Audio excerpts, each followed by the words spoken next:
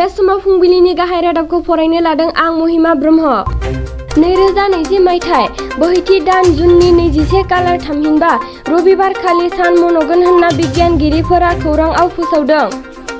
बे सान मन'नायनि गोहोमा भारत हादरावबो गोग्लैगोन होनना बिगियानगिरिफोरा बुंदों।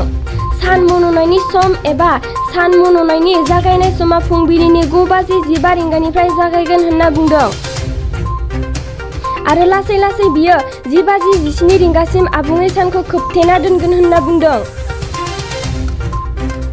लोगोसे 10:17 रिंगानिफ्राय सानजौफुनि 12:10 रिंगा समसिम सानआ खोमसियै खोबथेजाना दोनजाबाय थागोन होनना बिगियानगिरिफोरा बुंदों।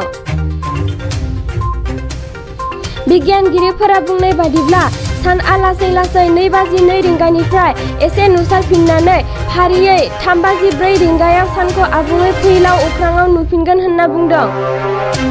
फिन खेबसेबाव मोनसे गोनां खौरां। 2020 मायथाइ बोहैथि दान जुननि 21 खालार थामहिनबा रबिबार खालि सान मन'गोन होनना बिगियानगिरिफोरा खौरांआव फोसावदों।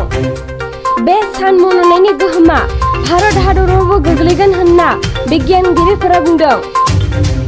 सान मन'नायनि सम एबा सान मन'नायनि जागायनाय समा फुंबिलिनि 9:15 रिंगानिफ्राय जागायगोन होनना बुंदों आरो लासै लासै बियो 10:17 रिंगासिम आबुङै सानखौ खोबथेना दोनगोन होनना बुंदों।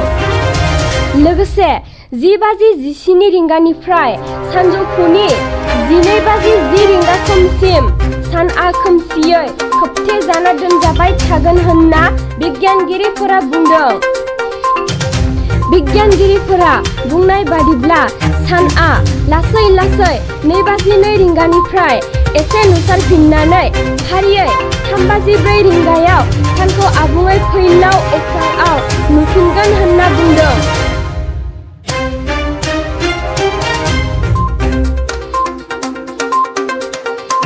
मैया सानसेयाव आसामाव 207 सुबुंनि देहायाव गोदानै कभिड-19 पजिटिभ मोनबावदों।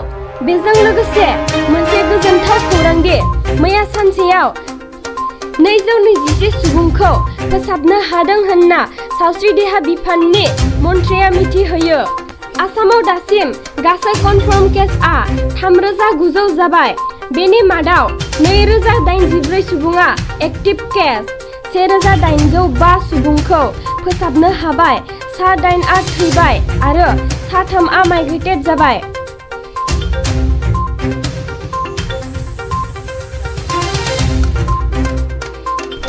मोनसे गेदेर खौरां। सानसेयावनो मैया भारत नाङै 19031 सुबुंनाव गोदानै कभिड-19 पजिटिभ केस मोनबावदों। लोगोसे 8091 सुबुंखौ फोसाबनो हादों आरो 309 सुबुङा थैदों।